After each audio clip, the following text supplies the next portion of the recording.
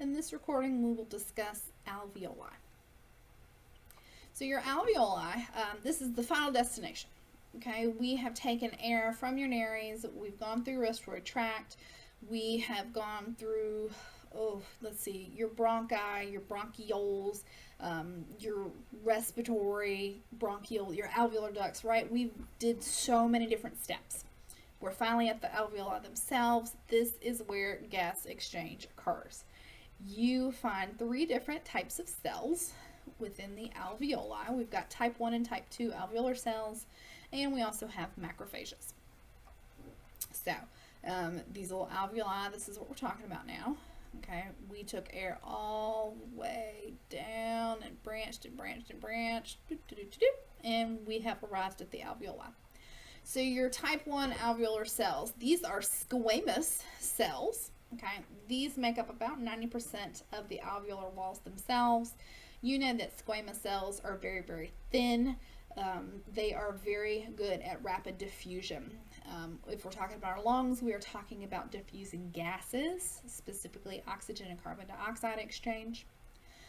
The type 1 cells are one of the three components of the respiratory membrane, which acts as a barrier, which is what the inspired gases have to diffuse through. The fusion of the simple squamous cells at the alveoli within the endothelial cells of the pulmonary capillaries really allow for increased surface area. Okay. The more surface area you have, the more gas exchange you can do. Okay. People that suffer from certain respiratory conditions, for example, emphysema, they damage their alveolar surfaces. So you kind of destroy a bunch of these little, let's go back. So you destroy a bunch of these little grapes, which the more grapes you have, the more surface area you have. The more surface area you have, the more gas exchange you can do. So people that suffer from like emphysema, they kind of damage this and it becomes fewer and fewer small grapes, and it kind of balloons out into bigger grapes. But that reduces your surface area, which reduces your ability to do gas exchange.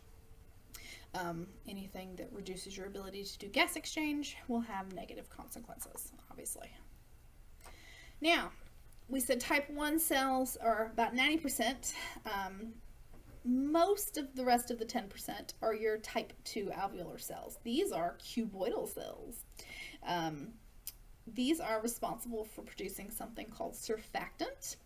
Surfactant is a chemical substance that helps reduce surface tension on the alveoli. Reducing the surface tension at the alveoli allows for increased efficiency of gas exchange. So if you do not have enough surfactant, it becomes more difficult to do gas exchange. A lot of premature babies, their lungs haven't quite developed enough to where they produce enough surfactant on their own, which is one of the reasons that a lot of preemies end up having to stay in the hospital for a little bit until their lungs develop just a little bit more. It has to do with the surfactant and the surface tension. Okay, they have to build that up a little bit more. Now, last but not least, not even necessarily a full 1% of your alveolar cells are now macrophages. Okay, you don't have a ton of them, but they are pretty useful because they are mobile phagocytes. So you are by now super familiar with macrophages. You know that these ultimately are derived from your bone marrow, and their job is to ingest and clean up debris that has made its way to the alveoli, including potential pathogens. Okay, so we don't necessarily have a ton of them, but they can move around a little bit, which is helpful. Here we can see, okay, the big circles are your alveolar sacs. Okay. If we blow this little region up, we can see the squamous cells. Okay. We've got your respiratory membrane, and then we've got your capillary. Okay, so your endothelial cells from your capillary wall, and then your type 1 cells from your alveolar wall.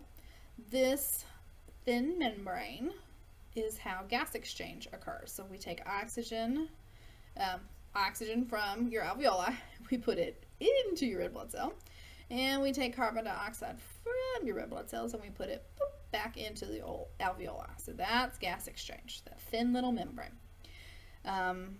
What else do we have? We've got these blue cells. These are your macrophages. Okay, so might not be high percentage of them, but you know, they get the job done. And then you can see, there they are, these little cuboidal-ish, not really a perfect cube, but these cuboidal-ish shaped alveolar type 2 cells. This is where that surfactant comes from. It secretes that product and it kind of coats the inner surface of the respiratory membrane. You can see we've also got blood vessels, the little capillaries scattered throughout. This is where gas exchange actually occurs between the blood vessels and the alveoli, so it should make sense that we've got quite a few of these scattered.